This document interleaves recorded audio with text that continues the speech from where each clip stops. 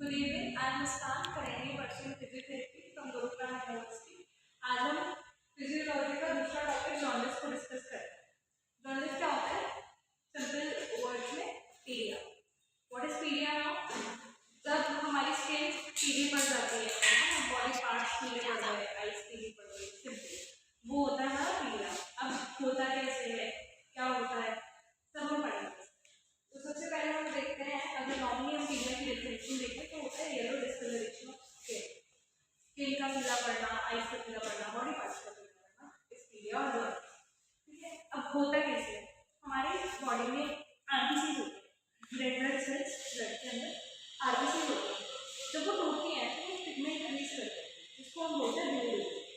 तो बिलीरुबिन जब हमारी बॉडी में एक्सेसिव हो जाए, ज़्यादा हो जाए, उस केस में जॉन्डिस होता है।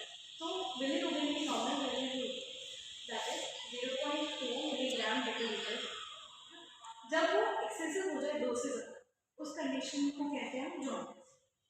जॉन्डिस हो गया। अब हमें ये पढ़ना है कि जॉन्डिस जो बिलीरुबिन है वो टूटता कैसे है। तो उसका पहला स्टेप हमारे पास अपटेक।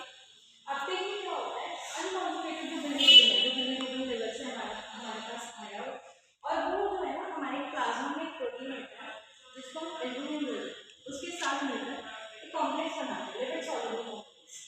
अब ये लिपिड सॉल्युबल है तो इसका एक्सक्रीशन किडनी से नहीं हो पाएगा। तो एक्सक्रीशन करने के लिए हमें किडनी तक जाना पड़ेगा और एक्सक्रीट आउट इसको करना पड़ेगा ताकि ये बॉडी में ज़्यादा एक्यूमुलेट ना हो और हमारा लॉस ना हो। तो उसके लिए नेक्स्ट स्टेप होता है हमारा कॉन्जुगेशन। कॉन्जुगेशन में क्या होता है कि जो एल्बुमिन और बिलीरुबिन का कॉम्प्लेक्स बना वो टूटता है हेपेटिक सेल्स में जाके और वो बनाता है कॉम्प्लेक्स, एक यूटीपीजे कंपाउंड है, pyridine diphosphate glutamic acid in the presence of enzyme glutamine transferase, और जिससे मोनो और डाई ग्लूटामेट्स में बनते हैं जो कि सॉल्युबल कंपाउंड है। एक्सक्रीशन में क्या होता है, हमने देखा कि हेपेटिक सेल्स तक हमारा बिलीरुबिन पहुंच गया है। ठीक है, तो हेपेटिक सेल्स से अब उसको निकालना है। तो क्या होता है, हेपेटिक सेल्स से हो जाएगा बाइल कैविटी के पास। ये बाइल कैविटी के पास कैसे जाएगा, ये एक्टिव प्रोसेस है। क्यों? क्योंकि बाइल कैविटी में ऑलरेडी जो कॉन्सेंट्रेशन है बिलीरुबिन का वो एक्सेसिव है।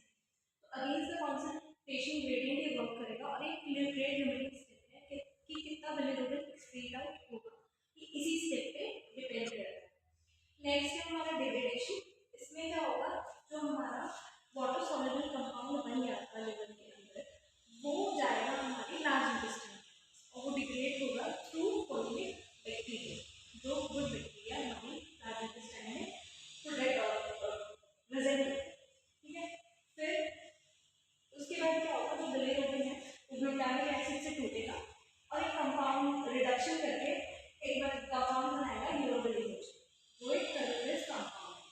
अब इसको लास्टली एक एक्सक्रीट आउट हो जाएगा, जिस स्टेप को हम बोलते हैं प्री एक्सक्रीशन। इसमें क्या होगा कि 20% जो है वो लिवर के पास वापस चला जाएगा पोर्टल सर्कुलेशन में, बचा हुआ 80% हमारे फेसेस के थ्रू, जो नॉर्मली बेसिक हमारे फेसेस होते हैं उनमें से होते हैं। एक्सक्रीशन में क्या होता है, हमने देखा कि हेपेटिक सेल्स तक हमारा बिलीरुबिन पहुंच गया है। ठीक है, तो हेपेटिक सेल्स से अब उसको निकालना है। तो क्या होगा, हेपेटिक सेल्स से हो जाएगा बाइल कैविटी के पास। ये बाइल कैविटी के पास कैसे जाएगा, ये एक्टिव प्रोसेस है। क्यों? क्योंकि बाइल कैविटी में ऑलरेडी जो कॉन्सेंट्रेशन है बिलीरुबिन का वो एक्सेसिव है। तो अगेंस्ट द कॉन्सेंट्रेशन ग्रेडियंट ये वर्क करेगा और एक रेट लिमिटिंग स्टेप है कि कितना बिलीरुबिन एक्सक्रीट आउट होगा, इसी स्टेप पे डिपेंड करता है। नेक्स्ट है हमारा डिग्रेडेशन।